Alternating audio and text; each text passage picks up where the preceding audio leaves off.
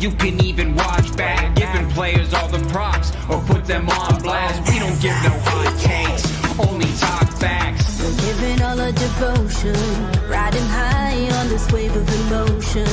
Going all out, yeah, cause this is our time. No, ain't no stopping us till we reach the finish line. All in, we came here to win.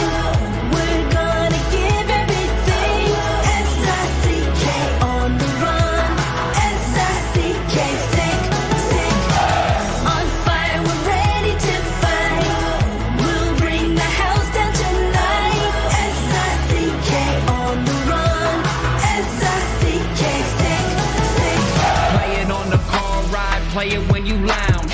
X and O, you know that we can hold it down. Shout out to my man Sammy, got it off the ground. And to all the listeners tuned in right now, got debates, analysis, and speculation. This is sports talk for the new generation. You know where to find us, got a reputation. Sick podcast, your #1 sports destination. We're giving all our devotion, riding high on this wave of emotion.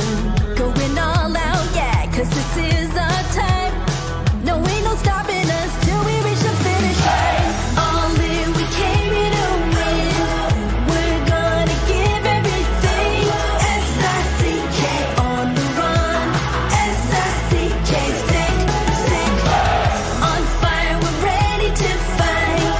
We'll bring the house down tonight. S-I-C-K on the run. S-I-C-K, sick, sick. S-I-C-K is the sickest podcast. Tune in for the audio, or you can even watch back. Giving players all the props or put them on blast. We don't give no hot takes, only talk back. S-I-C-K, S-I-C-K, S-I-C-K, S-I-C-K,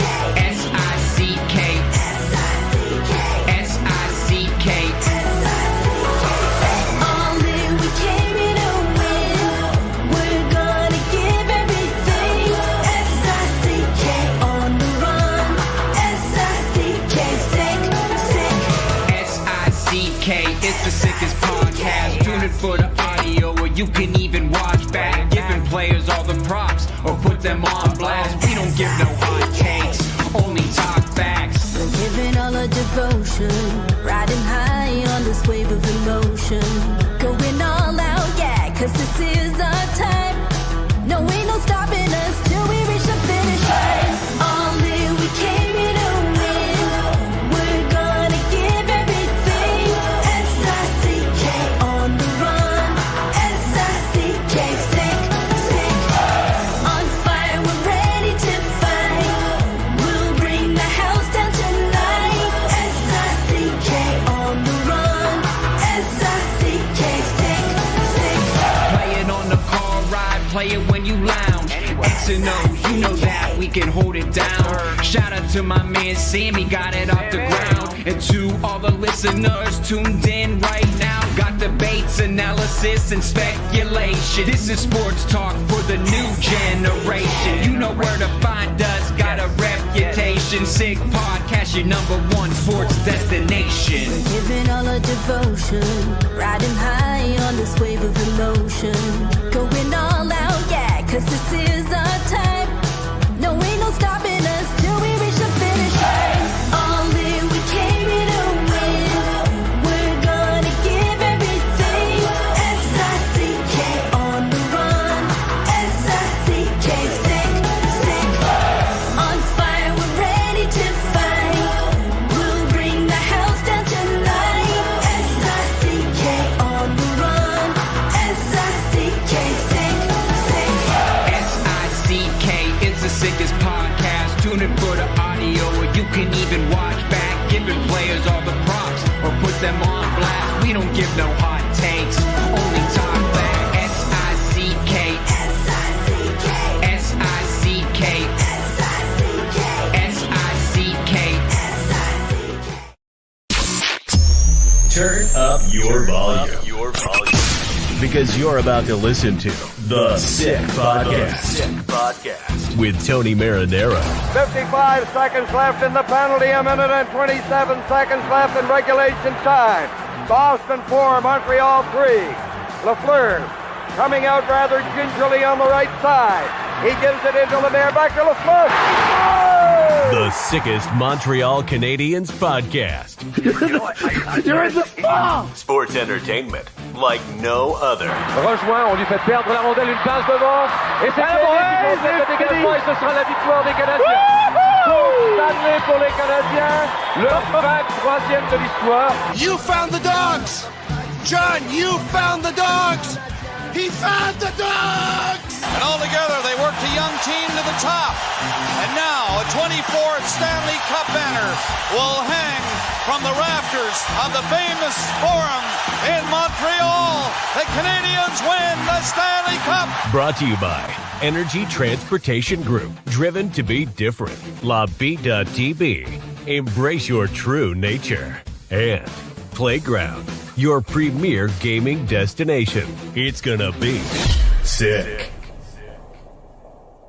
Marinaro on this Monday, March 10th. Thank you very much, everyone watching us live on YouTube, live on Facebook, and live on Twitter. The Montreal Canadiens are off today, but they did practice earlier today in Vancouver, British Columbia, where the Montreal Canadiens will play the Canucks tomorrow night and then play the Seattle Kraken on Wednesday night. We're going to get to all of that Montreal Canadiens news in about a minute or two. But just before that, I want to let you know that there are a couple of hockey games going on right now as we speak of the National Hockey League. One which is very important for all of you Montreal Canadiens fans and the Montreal Canadiens, of course, and that is the game between the Ottawa Senators and the Detroit Red Wings. I have an eye on it as we speak. There's 6 minutes left, pardon me, in period number 3. The game is tied at 1. It's very important that I bring up this game, and I think it's very important that you cross your fingers and actually hope that somebody scores a game-winning goal here in a hurry before overtime, because I think the last thing you want is both teams to be able to pick up points in this hockey game. As a matter of fact, I think that you probably should want the Detroit Red Wings to win this game, because I'm going to tell you exactly what the wild card looks like going into tonight's game. Columbus holds the first wild card spot, 70 points. Ottawa holds the second wild card spot, 69 points. The Rangers have 68. Detroit has 66. If Ottawa wins this game, they go to 71, and the gap becomes a 5-point gap between them and the Canadiens. If Detroit wins this game in regulation, they'll go to 68, but Ottawa will stay at 69, and Ottawa still is within reach of the Montreal Canadiens, who once again have 66 points. The Canadiens have played 63 games. Ottawa's playing game 63. Detroit is playing game 64. Columbus has played 63 games as well. I'm going to go back to the NHL scores right now to see if there's any change in that hockey game. And right now, once again, the score between the Ottawa Senators and the Detroit Red Wings, the two teams are tied at 1 with less than 6 minutes to go in regulation. The Sick Podcast, of course, is brought to you in part by Betway. All the way with Betway and get a free bet up to $200 if your first bet loses. Scan the QR code that you see right there on the screen or click on the link in the details section to create an account and redeem your welcome offer. Offer is only available for new customers. Terms and conditions apply. Offer is not available in Ontario. Must be 18 years of age and older. And please play responsibly. Also brought to you in part by La Bittt Tibi, their new Ultra Lager, which they launched, refreshing, thirst-quenching beer, perfect for chilly winter days, only 90 calories, 2 grams of carbs, 4% ABV per can, available in a pack of 6 to 12 in grocery stores all around the province of Quebec. It's ultra light and ultra refreshing. Without further ado, let me bring him in. He is a regular every Monday night, except for when the Montreal Canadiens play, of course, from sportsnet.ca. Eric Engels, what's going on? Not much, man. Sorry for the weird setup here in this hotel room, but lighting, whatever it is, audio. Don't worry about it. Here, all that matters, we're going to have this conversation. Yes. No, and I see you. It's not all that bad. I mean, okay, good. I think it would be better if that light behind you was open, but hey, I think it's all right. It doesn't work. It doesn't work. No. Got to get my money back here. I don't know if they'll give you your money back, but you should probably go down to the front desk and say, hey, by the way, I had to do work and I didn't have a light and got in my way at work. And, I didn't end up getting paid for what I do and all that stuff. Invent the stories the way we. Yeah. Try it. Why not? They have it. All right. Okay. Detroit, Detroit has 47 shots in that game, by the way. Pardon me? It's 1-1. Detroit has 47 shots on 47 shots, eh? Wow. The Linus Ullmark effect is, if it hasn't paid off up until now, it's really paying off on this night for Ottawa right now. Well, and the Senators, by the way, are going on a power play. With about 5 minutes to go in regulation, the Senators are going on a power play. So, yeah, the shots are 47-22 for the Detroit Red Wings. That's unbelievable. That's unbelievable. What's even more pretty believable if you've watched the Senators play their last few games. I know they were on a bit of a losing skid. I said to you last time I was on, I was impressed with the way they kind of committed defensively. But going back to the game against Chicago last week and the game against the Rangers, they just seem totally content trading chances with teams, and I guess they feel more comfortable doing it with Ullmark in net. But I don't know how sustainable that is. So I know it's normal. I know we're sitting here looking at the games every single night and understanding their importance and the gap in the standings that could potentially open up if Ottawa wins tonight. Montreal just has to focus on themselves. Like just play the game. They played a really committed, strong hockey game on Saturday. I was there. Flew out Saturday morning after the trade deadline, because Kent was here or Kent was in Montreal and we stayed in Brossard. So flew out Saturday morning. I know it was a frustrating game to watch for Canadiens fans. I thought they were, they didn't allow themselves to get frustrated and deviate from their plan. They had enough chances to score. Dustin Wolf played great. They play the same way against Vancouver. I really like their chances of winning, and same goes for Seattle. So just take care of your own business. That has to be their approach. All right. This morning, the first thing we found out, of course, is that the Montreal Canadiens recalled on an emergency basis Joshua Roy. Patrik Laine did not practice earlier today. He's still out with the flu.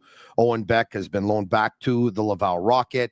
We'll discuss that a little bit later on. But first, because I haven't had a chance to talk to you since last week before the trade deadline, when all was said and done, Kent Hughes did not trade away any of his unrestricted free agents, but unfortunately for him, he was unable to acquire.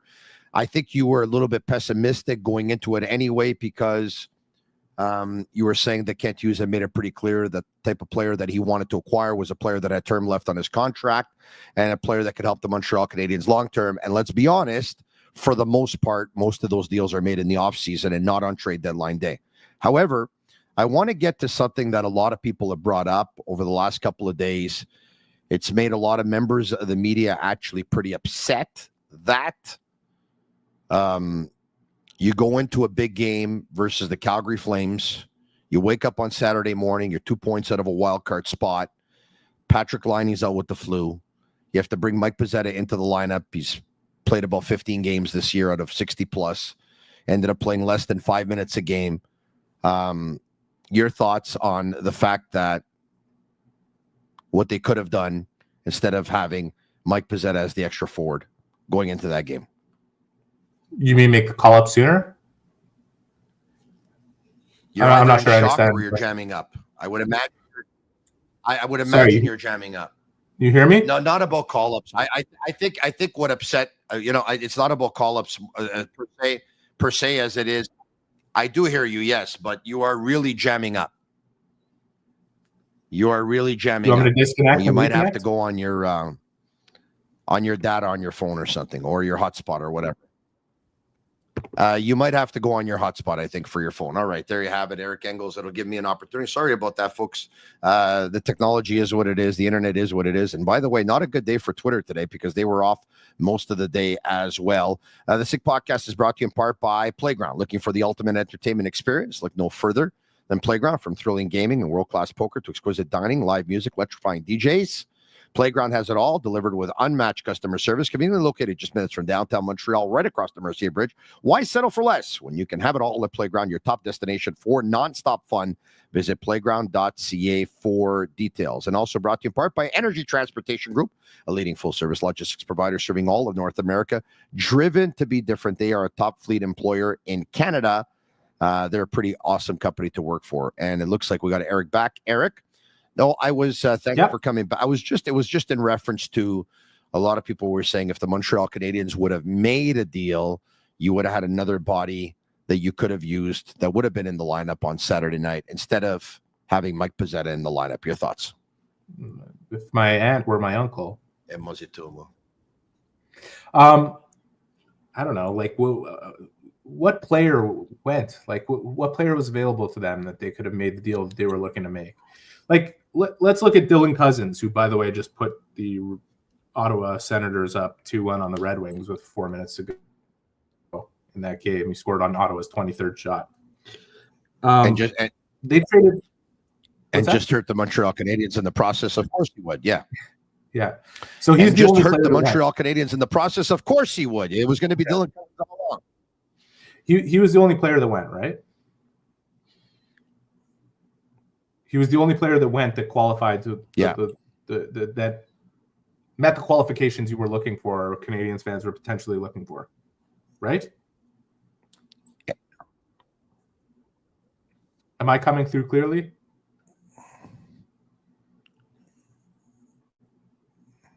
Tony, can you hear me? You didn't, but I think I caught you now. You're saying that he's the only player that went, and is there any other player that went? I hear you, but I hear you on a delay. We're going to need to get better internet, Eric. I think once again, if you put yourself on your hotspot on your phone, I think it's going to do a lot better, because I'm willing to bet that you're using the Okay. Yeah, I'm willing to bet that you're using a Wi-Fi in a hotel right now, which is being shared by 300 people, and there's only so much bandwidth that goes with it. It's happened to me before, so I know what I'm talking about. All right, okay. Maybe it's me that delayed. I don't know, but Eric is jamming up, and so sorry about that. But once again, we're going to try and get to it, and we're going to try and fix it. It's Tony that's breaking up, I've been told. All right, okay. It's me that's breaking up. All right. I don't know. I got full Wi-Fi. I don't know what to tell you. Sammy, is it me? Yes or no? Sammy, is it me? Or am I good now? How am I, Sammy? Am I good? Yes or no? It's not me?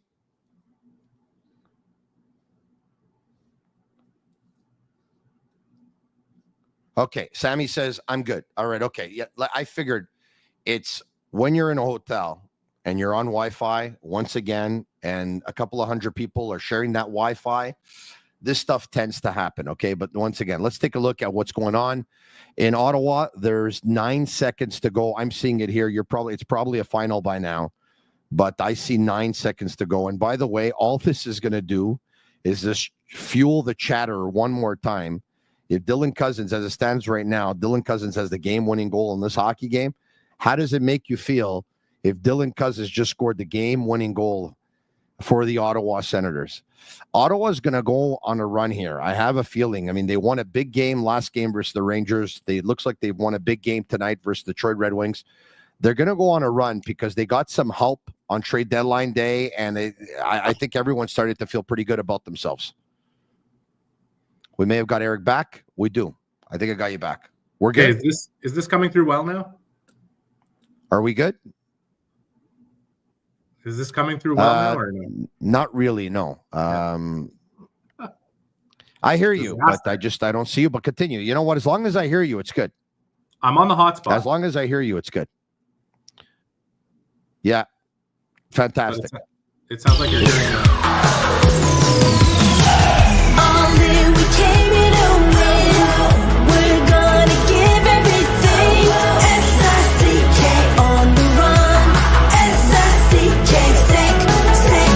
S-I-C-K is the sickest podcast. Tune in for the audio, or you can even watch back. Giving players all the props, or put them on blast. We don't give no hot takes, only talk facts. We're giving all our devotion, riding high on this wave of emotion, going all out, yeah, cause this is our time. No, ain't no stopping us till we reach the finish line. All in, we came here to win. We're gonna give everything. S-I-C-K on the run. S-I-C-K, sick. On fire, we're ready to fight. We'll bring the house down tonight.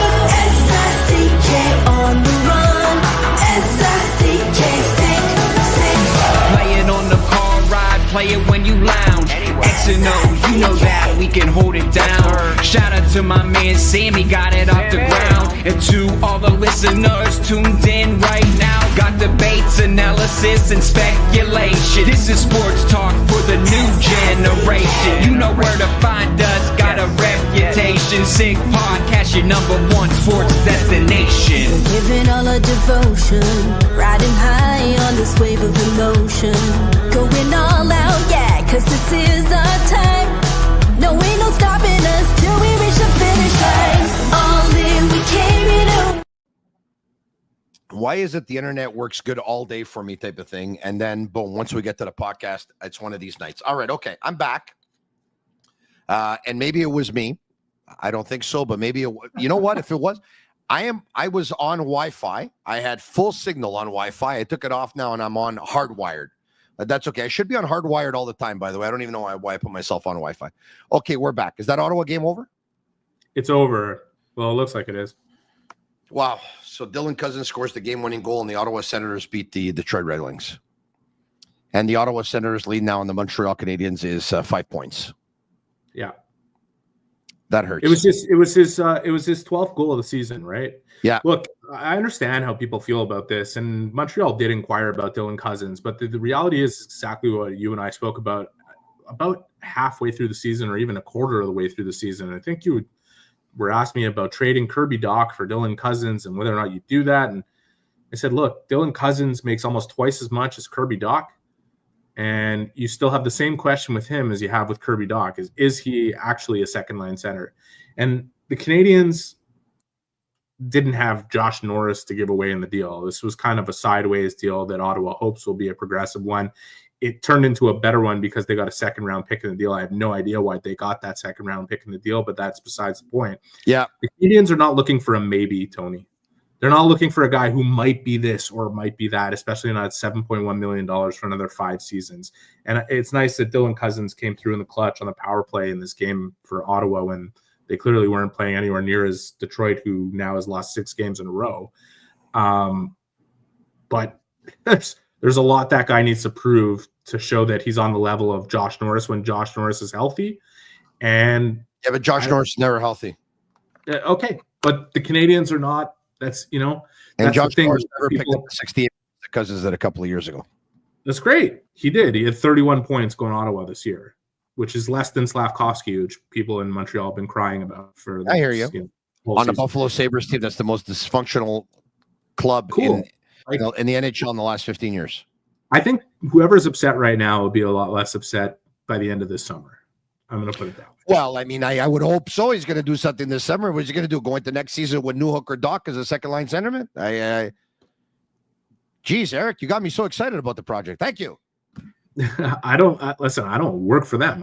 It's not my job to get you excited. All I can say is I'm just. I think all this talk about set the tables for the summer. I agree with you.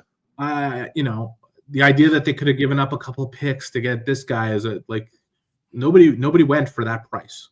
Nobody who could actually push the needle over the line for the Canadiens.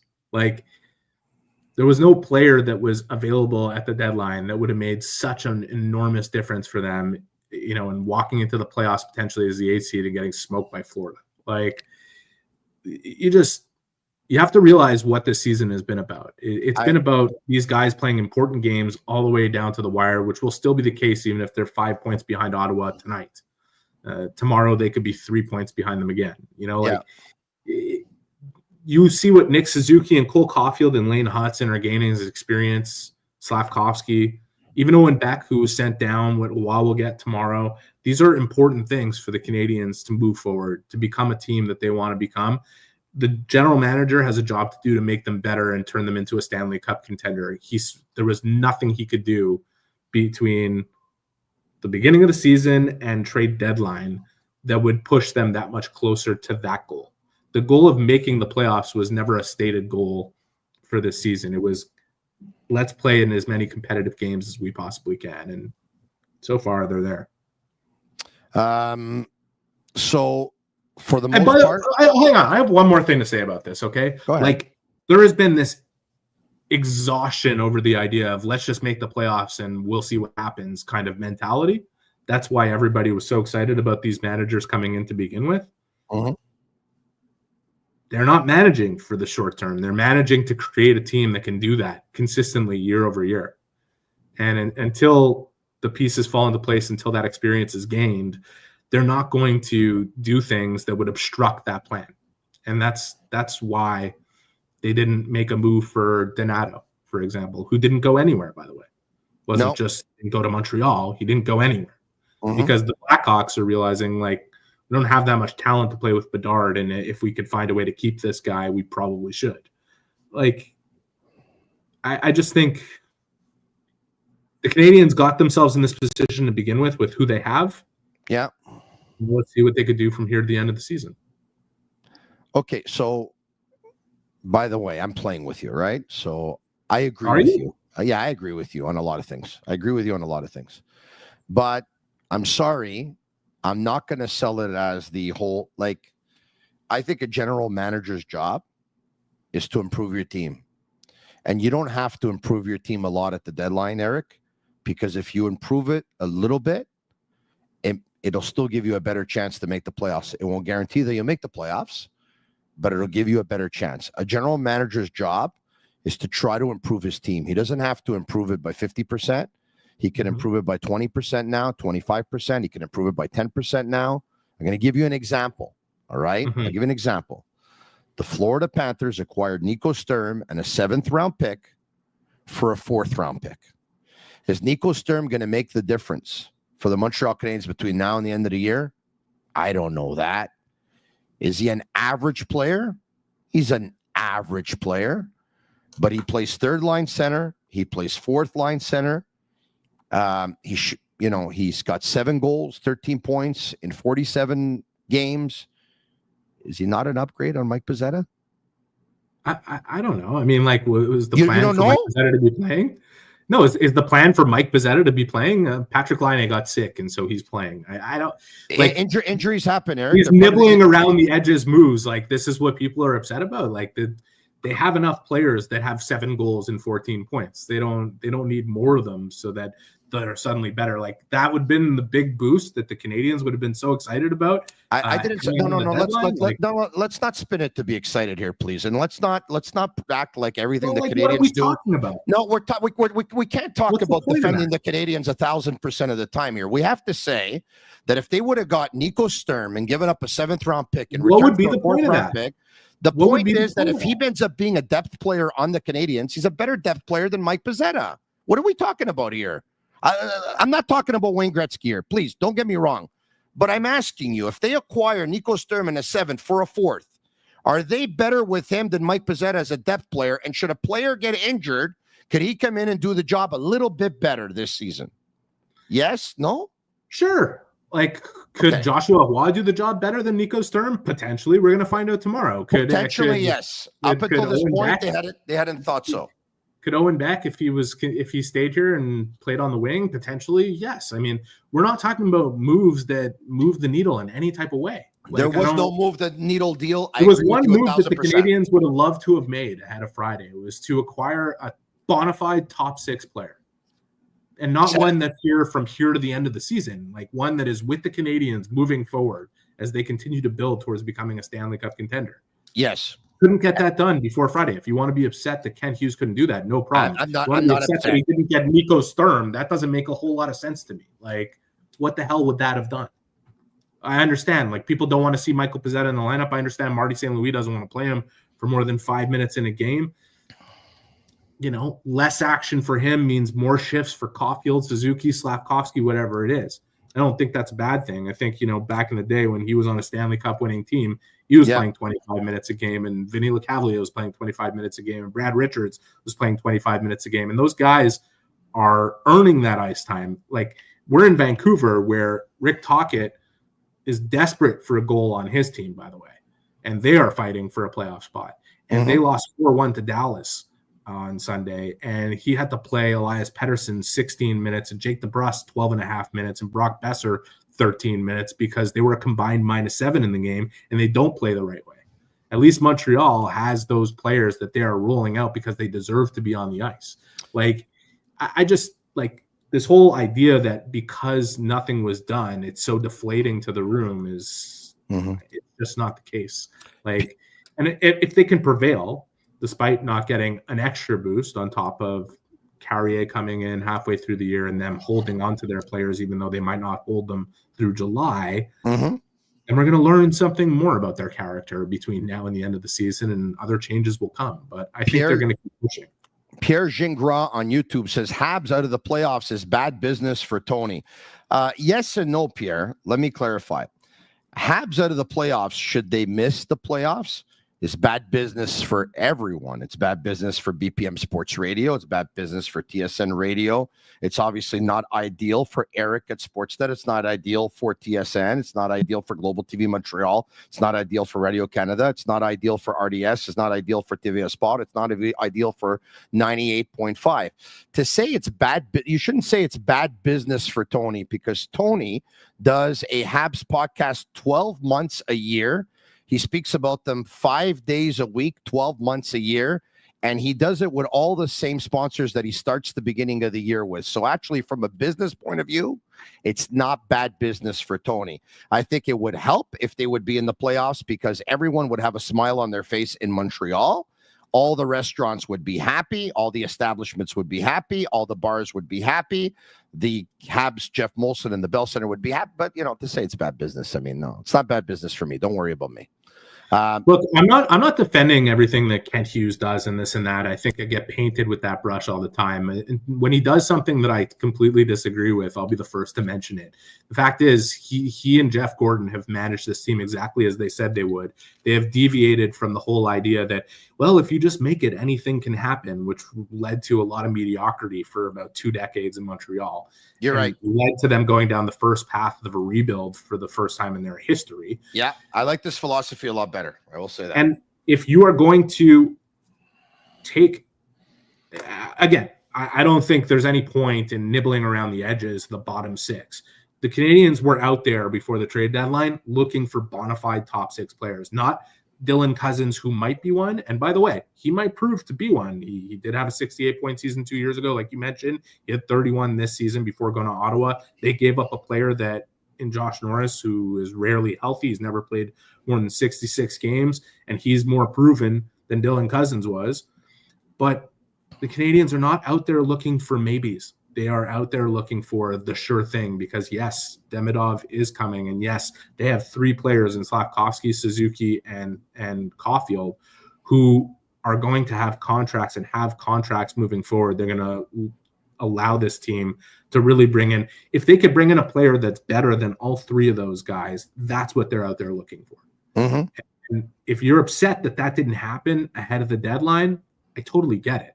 I know you want to see this team get there faster, and you've been patient, and you have been patient. Like it's 3 years since they made the playoffs and went to the run on the Stanley Cup final. 4 years, actually. 4 years, yeah. 2021, correct, yep. Everybody would love to see them make the playoffs this year in Montreal. It would bring a vibe to the town that hasn't been there for a while, and I think everybody's been excited about how hard these guys have pushed to try and make it happen. Nobody wants to see it more than those players in that room. Give them a chance to show what they can do. I don't think they're so shorthanded that they can't potentially do it. They're in a race. They're behind Ottawa now and behind Columbus and have to catch up. So once again, we're going to finish off on this, because once it was on Friday, and I think we've already talked about it quite a bit. I have no problem that he didn't go out and get that second line centerman for years to come, because I agree with Kent. For the most part, those players are not traded now. They're traded in the offseason. I agree with him. I have no problem that he didn't go out and get Dylan Cousins, because he did not have a Josh Norris to offer in return, because they're not trading Suzuki, and either Kirby Dach or Alex Newhook is not good enough. And I don't know if Buffalo would have wanted a Michael Hage, because from the looks of it, they wanted an established player, an NHL player right now. But even if they would have gone in the opposite way and they would have wanted a Michael Hage, I wouldn't have done that deal either, because I think Michael Hage has the potential to be the Montreal Canadiens second line center for a very long time. Okay. So the only thing, and I just told you, is I think there were depth players out there where you end up giving a pick that ends up being a 4th pick and stuff like that. Does it make them a ton better? No. But if it makes them 10, 12% better, who knows? in case of an emergency, you have a couple of injuries. That player comes in, he plays. I think he can help you out. We'll see now. As for Joshua Roy, called up earlier this morning. As you look into your crystal ball, and let's bring up the Canadiens tweet from earlier this morning when Twitter was working. The Canadiens have loaned forward Owen Beck to the Laval Rocket and recalled forward Joshua Roy. As you look into your crystal ball here, do they have a plan, do you think, for Joshua Roy? Do you think it's a temporary plan? Do you think it's a plan between now and the end of the season? Do you think it's a plan conditional on how he plays? Do you think there's a certain amount of minutes that are already beside his name? What do you see when you look in your crystal ball? I see a player as being given an opportunity to show that he can be an impact player in the NHL, because last year at 5-on-5, he was able to do that. And that's exactly what they need him to do this year around, with a bit of urgency that he wasn't able to show earlier this year. This guy's a brilliant hockey mind. He does think ahead. Marty said, he's got great touches. And usually when he's able to look ahead instead of play in the present, that's where he plays his best. He needs to put himself in the positions where he can play his best. I look at the goals that he scored this year, specifically the last few. He scored like 3 in a row, a couple game winners. He scored 6 of his 20 goals in the last 9 games. Go back and look at the highlights. He's in the slot. He's in the areas where you're going to find goals. And if he has a willingness to get to those spots playing up here now, which he didn't show in those 4 games that he played from late November to early December, and that he didn't show in training camp, that type of urgency, he's going to prove what he wants to prove, that he can be an NHL player. And not just an NHL player who's a depth piece, but a guy who's a middle 6 type of player. That's what his skill suggests he should be able to be. I think he's shown a lot since being drafted. He's still just 21 years old. It's normal to have those ups and downs. I think this year has been beneficial for him in Laval to prove that he's the type of player he wants to be. Now he's got to show it. He's getting such a great opportunity to show it at this level, and he cannot squander it. He's going to get ice time. He's going to play with Alex Newhook. He's probably going to play with Brendan Gallagher or Patrik Laine if Laine is healthy enough to play. Yeah. And, I think if he just plays like it's a playoff game and goes out there and does things that are hard to do, he will be able to access what I think is an elite hockey brain and create and make things happen out there that the Canadiens really need right now.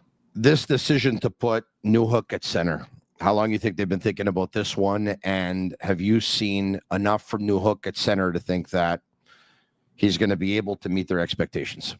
Yeah, I don't know if he can meet them offensively. That's the big question. I find that Newhook has a way of playing that he brings great speed. He's a play driver in terms of the speed he brings up the ice carrying the puck. I'd like to see variance in his speed in the offensive zone, create pockets of space for himself a little more.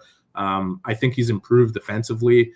I think, the face-off thing is going to be a work in progress as a young player who hasn't taken as many as some of the other guys get depended on for. I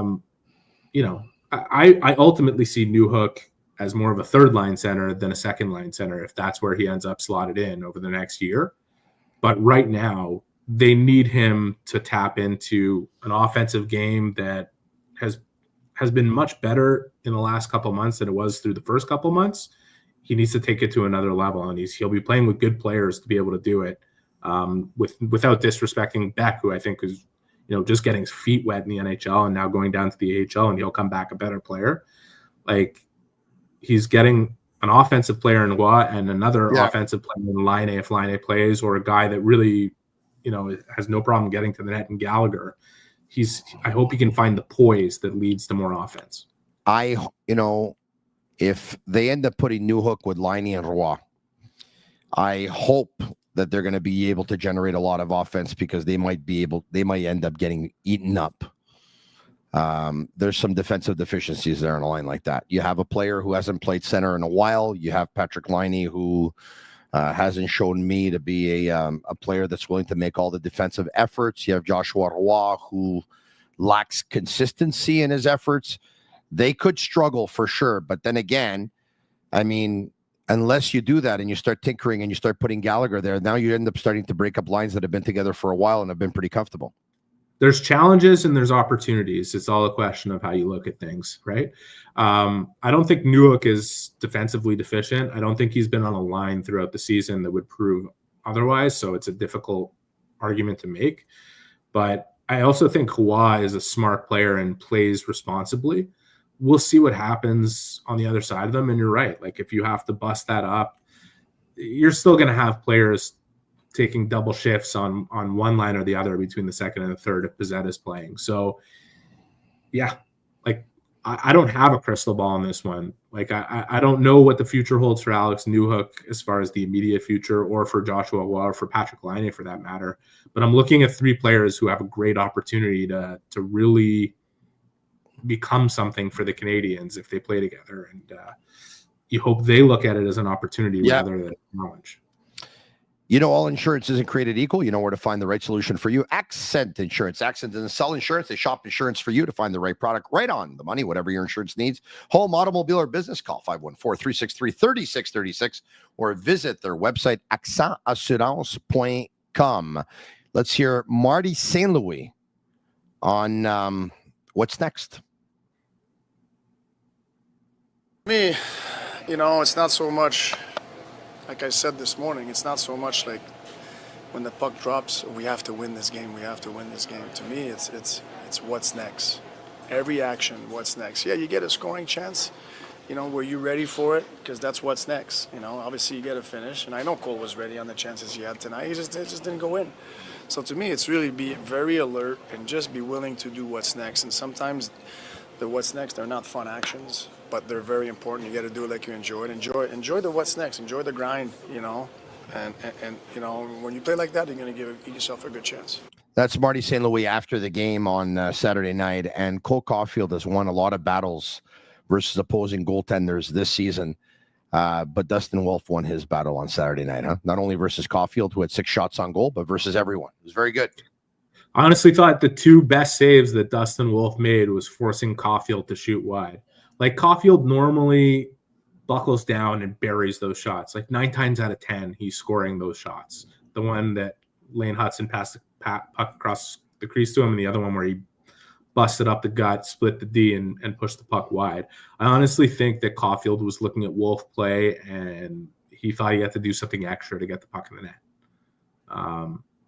Because other than that, there was nothing like – there was no save, aside from the one he made on Caulfield in the first period, that looked like a more challenging kind of situation for him. I felt like what Wolf did best was force guys to look for something special to beat him. He's really well positioned. He moves exceptionally well. He's so fast for a guy who's not that big. He deserves all the credit he's getting so far this season. He's making it a race with Lane Hutson and Macklin Celebrini for the Calder, not to mention, obviously, Matvei Michkov, who's had a pretty good year. Pretty good. But Tortorella will end up screwing up that whole thing for him. I don't know. But the other guys have really strong. Like, Lane Hutson is making history every night. Like, Lane Hutson is being grouped into statistical categories with guys like Chris Chelios and Nick Lidstrom on a nightly basis. I'd love to know the historical context on Wolf's season, because what he's doing just as a rookie in the season he's having has obviously been excellent. In any case, like, the Canadiens, we kind of were talking about this before my internet crapped out on me, or yours did. That was probably mine, come to think of it, yeah. It was a frustrating game to watch if you were a Canadiens fans on Saturday, but the Canadiens, like, never stepped off. They didn't allow themselves to get frustrated. And that, I thought that was a big moment of maturity from them. That They worked on Saturday. And it's not easy to play against that team either. Calgary was in a strict 1-2-2 before they scored, and even after they scored, they doubled down on it. And the Canadiens made adjustments to get through. Like, they couldn't get through the neutral zone through the first half of the game. And they made some adjustments, but they didn't deviate from the plan. They didn't make it riskier. They didn't cheat. They didn't feed Calgary's offense. And, you know, they're going to face something really similar against Vancouver on Monday. Vancouver on Tuesday doesn't have a lot of offense to speak of right now. And Tocchet is not playing their offensive guns the way St. Louis is playing his, because he can't trust them as much. So I think that patience that they showed on Saturday, they would have liked for it to have paid off with more goals, with some goals, with any goals. Yeah. I think it could very well pay off in this game if they stick to their plan against Vancouver. And Seattle's kind of the same thing. Like they have to play their brand. They have to focus on themselves. They'll have a good chance of winning games, despite the fact that they didn't get Nico Sturm at the trade deadline. You like that one, eh? I get it. I totally get it. I think Eric and I, for the rest of our lives now, are going to end up texting each other every day. Nico Sturm with a question mark. Nico Sturm. One day him, one day me. One day him, one day me. It's going to be a lot of fun. Hey, never mind Nico Sturm for now. Look who was in the stands earlier today watching Montreal Canadiens practice. Huh? Carey Price and Kent Hughes, huh? He was happy to be around for sure. So I had a brief little run-in with him. And yeah. I think, what's going on with him? How's he doing? He's really normal. He said his family's good. He's happy. It's all that matters. It's all I ask about when I see people. How's your family? How are you? And I didn't want to bother him, but I knew he wasn't there to see me. He was there to see some of his former teammates and be around the Canadiens, be around the rink. And I feel for, I think any player who gets to play in the National Hockey League resigns themselves to the idea that it's not a better than 50% chance you get to call your own shot and walk out on the game on your own terms. Mm-hmm. It's just such a physically, mentally demanding sport that so many things could happen that take that away from you. And that's what happened with Carey. And I always sympathize with the fact that he didn't get to call his own shot, given how great of a career he had and how close he came in the end to winning a Stanley Cup. And you think of his best opportunities. One of them was really stolen away from him by, that collision with Chris Kreider, and the other one, they gave it a real run. And it was heartbreaking when he blamed himself for the 2021 final against Tampa. And I think we just know the Canadiens ran up to against the one team in the playoffs that was playing better team hockey than they were. A much better team. And we don't know this for a fact, but I said this back then, and I maintain it. If Vasilevsky was in goal for the Canadiens and Price was in goal for Tampa Bay wins the Stanley Cup, and Carey Price does as well. So because a lot of people are like, even Virgo. No. Tampa was better. And I thought Montreal deserved to be where they got to. Okay. But the only team that played better team hockey than they did was Tampa Bay. And they played great team hockey with better players. It's all to say that I think for Carey, it's got to be difficult to know that everything but that knee of his would allow him to continue to be at the level that he was at for so long. But again, if my aunt was my uncle, I'm sure it's hard for him to be around I'm sure it's great for him to be around the rink on a day like today. I'm sure it's hard for him too. So I'm happy to see that his family is good and he's happy. That was all I needed to hear from him speaking to him today. And he seemed to have a fun time around the guys. And as someone just mentioned on YouTube, it was Ted Stevens Ghost just mentioned, that was the year with Chris Kreider. That was 2014, where the Montreal Canadiens beat the Boston Bruins in Game 7 by a score of 3-1. I'm trying to remember, on goals by Dale Weiss, Max Pacioretty, and Daniel Briere, which went off of, if I'm not mistaken, Zdeno Chara's skate. The Bruins outshot the Canadiens in Game 7, but the Canadiens won by a score of 3-1. And you remember what happened right before that series, right? Right before that series. You remember what happened? Right before the Boston series? Yes. They swept Tampa Bay? Carey Price's Dogs ran away from home. Oh. In Candiac, remember? Yeah. And John Mastromonaco, the landscaper, was driving and listening to TSN radio and heard that 2 dogs were missing, and they were Carey Price's dogs. So he found 2 dogs close to the highway. So he pulled over. He put them in his truck. He called TSN radio again. They put him in contact with, I think, Angela. And he personally delivered the dogs back and said, your dogs, he found the dogs. Yeah, I remember now. He found the dogs. The dogs are home. We're going to Boston. We're going to beat them. We'll play the Rangers. We'll beat them too. We're going to the Stanley Cup. We're going to win the Stanley Cup. Yeah, that didn't happen. They would have had a good chance, man. Yeah. They would have had a good chance. It's the toughest trophy in all of professional sports to win. Right? It is. Hey, speaking of goalies, were you at all surprised that Dobish got the starting goal on Saturday?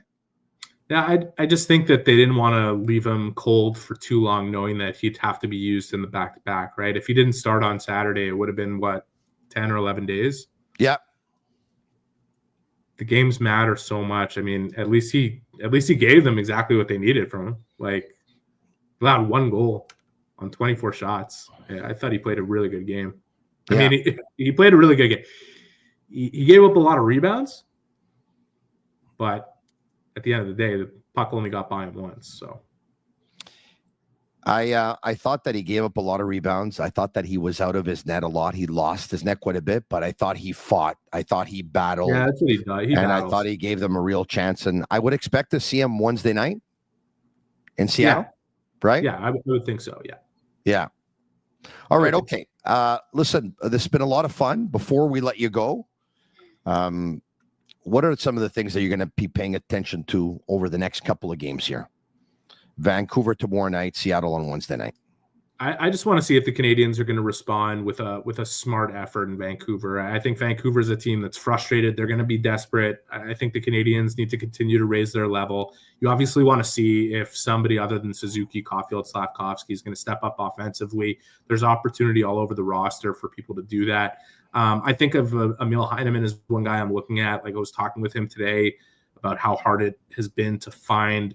Like, his effort has been great. He's great closing on the forecheck and all that stuff. His timing is not quite what it was before he had the injury, which is only normal, right? He missed, 4 to 6 weeks with that injury, come back. Everything looks in place except for, like, the exact sequencing and timing. And I just think, like, he's getting close. He's getting really close to busting through offensively. I look at that line in general, which provided a good amount of offense, secondary scoring for the Canadiens so far this season. Those are 3 guys I would circle as guys who could emerge here. Newhook, you're watching at center. Roy, you want to see, again, I want to see Joshua. I want to notice Joshua Roy. He played 4 games earlier this year where he was unnoticeable. And that's just not, that's a very unfortunate way to deal with that opportunity after the training camp he had and having to go down. Those are the things I'm looking for. I think Arbor Jackeye needs to have a rebound game. I didn't think he played his best against Calgary. He's going to have to be big tomorrow. Yeah, I don't think Kent Hughes will be in for Vancouver. That's something the Canadiens have to take advantage of. Vancouver's goaltending has been good. They have to crash the net and get their second chance opportunities. If they play the way they played in Calgary, I think they'll win. I think the puck will go in for them. And Patrik Laine, I know he's sick. I know he might feel he's too sick to play, but, I hope he finds something deep in the reserve and finds a way to get on the ice and play. Because I think even if you had to use him just on the power play, it's a pretty easy swap to make with Pizzetta, who doesn't seem to find a way to get on the ice more often. Okay, I'll say it. Patrik, there's 19 games left in the regular season. You're 4 or 5 points out of a wild card spot. You got the flu. Let's go. Take something. Let's go. Away para la. Bob Gainey play with 2 separated shoulders. Take some Pedialyte. Do whatever you got to do. Take an injection. Whatever. Just play, Patrik. Play. Can we take a few questions? I like the way you just nod. That's cool. Quentin Gauthier. I couldn't say it better than you did. Would you try Joshua Roy at center in Laval? Why are we talking about Laval for? I mean, hopefully he'll put up points as a winger in Montreal, and then you don't have to worry about what he does in Laval. Let's keep the folks. I understand they need a second line centerman. Let's keep the wingers on the wing, and let's, like Eric said, try and find the right centerman who's going to be the right centerman in the right chair for a pretty long time. All right. Second question. Any thoughts on the Habs prying Elias Peterson out of Vancouver this summer? You don't think so, eh? Yeah. I don't know what they're going to do, but I wouldn't do it if I were them. Are they really trying to trade him after signing him 1 year ago to an 8-year deal? No, they might want to, the way things are going with him. I don't know what's wrong there, but he just can't seem to find. Yeah. I think there's all kinds of questions, and not being in this market enough, I don't want to speculate on what the issues are, but there certainly are some, because I look at him and see a player that could be as good as like Pavel Datsyuk, and he hasn't even been like Marcus Pettersson. Like it's not wise to sell when your asset is at a low, right? Your stock, you're supposed to keep it. You're not supposed to sell it when it's low. People should keep that in mind when it comes to Kirby Dach. I guess we'll see what happens. And the Tesla stock. All right, okay. Which is taking a beating lately, but anyway. Next, third question. Ted Stevens Ghost. Is RHP finished with the Habs? Finish is it's a big word because there's a lot of things that can happen, but clearly he is nowhere near the top of the totem pole right now. Yeah, I'm not going to say he's finished, but he's not. He's far down the list. He's on the outside. Next. Lou says, do you think Florian Xhekaj could be better than Pezzetta? I think he will be when the time comes. I agree with you there. The time isn't now. Poor Pezzetta. I mean, with all due respect to him, I mean, it's not. It feels like we're. I don't have any issues with Michael Pezzetta. He plays the game straightforward and as hard as anybody you will find. I agree with you. He does what's asked of him. He can't control how much he gets on the ice. When he does get on the ice, he's not taking the penalties he took earlier in the year. I even thought it was harsh to judge him for those things. Like, here's a guy who's trying to prove he belongs. He got over aggressive, took penalties. They were bad penalties, but like, what do you want for a guy to do when he sits for 23 straight games? He wants to do everything he can to stay in the lineup, and ends up getting the reverse effect because he's trying to do too much. It's harsh judgment. I think the guy plays hard and honest and deserves every minute that he gets. He just can't seem to play enough of them to make an impact. Couple more. Next, Rod Langway fan club. McTavish, Byfield, or Berniers.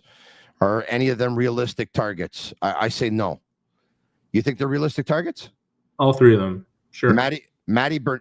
You think? I don't know if they're realistic targets in terms of whether or not those teams would give those players up, but I can say that those are the type of targets that if the Canadiens have a chance to get their hands on them, they would explore those possibilities very seriously. Anze Kopitar is not getting younger. He's getting older. I think Los Angeles would like to keep Quinton Byfield centerman for a very long time. Matty Berniers is the number one center on the Seattle Kraken. Shane Wright is number 2. Chandler Stevenson is number 3, or vice versa. I think they'd like to keep Matty Berniers for a while. I think he was their 2nd pick overall or something like that.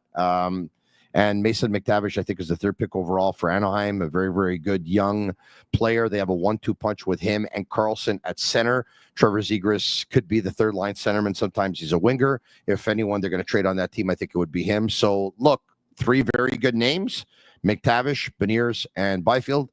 But I don't think any of those teams would trade those players away this summer. But like Eric, if they would be available, I would be very interested, especially McTavish. I like him a lot. Yeah, I took the question to mean, like, should they target those players? I don't think they would hesitate to target those players if they became available.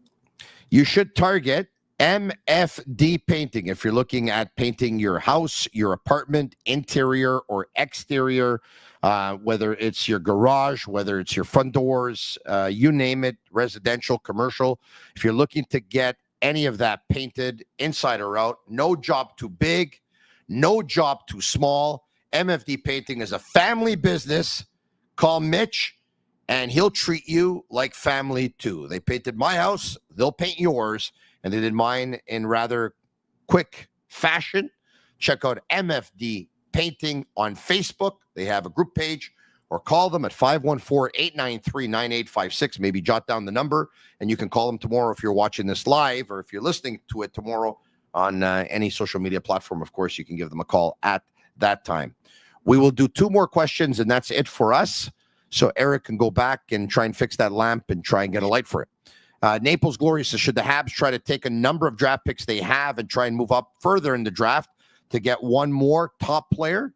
Eric, Pierre Maguire said to me a couple of days ago that based on what he knows and what he's hearing, this year and next year are not going to be 2 very good drafts. He said top 10, yes. Outside the top 10, not great.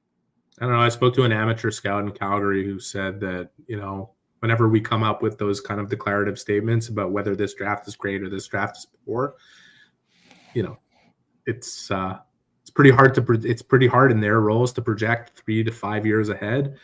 I think we would have a harder time even doing that. I think there will be teams that find gems in this draft. I don't see the Canadiens coupling their picks to move up. I think it's rare you see that anyways. Like maybe you see it from 26 to 21 like the Canadiens did for Hage. It's rare to see it happen where like you're able to move into the top 5 of the draft. Like in fact, there's been almost no movement to the top 5 of the draft in the last few years. It's so hard to do. People value those picks so much. But people still really value picks. No matter what people are saying about this draft coming up, they really do value picks that are 15, 16, 18, 21. And the Canadiens could have a couple in that range, and they're trying to make something big happen in terms of, like I said, getting a bona fide top 6 player, whether it's trading for, signing for, drafting, or any combination of those 3 things to get more than one of them. So I'd look out for that. I'd also look out for the fact that they have all the picks they need to make offer sheets.